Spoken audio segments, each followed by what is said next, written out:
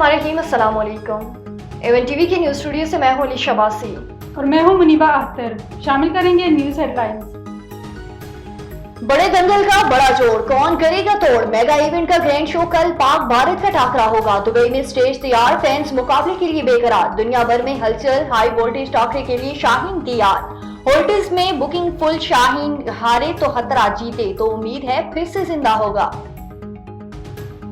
एहसास की जंग, पाक भारत मैच के संग बड़े मार्के के बड़े तैयारे। शाहीनों की तवील मशकें, फहर जमान की जगह इमामुल हक खेलेंगे। 11 में दीगर खिलाड़ियों को बरकरार रखने का फैसला। दोनों टीमें 2023 के बाद पहली बार आमने सामने होंगी। भारत से मुकाबला इंतहाई अहम, जीत लाजिम है। बाबर आजम ने कहा कि गेंदें खेलेंगे लेकिन मैच विन करेंगे। शाहिद अफरीदी ने कहा रोहित शर्मा में बतौर कप्तान जो खूबियां हैं वही रिजवान में देखना चाहते हैं।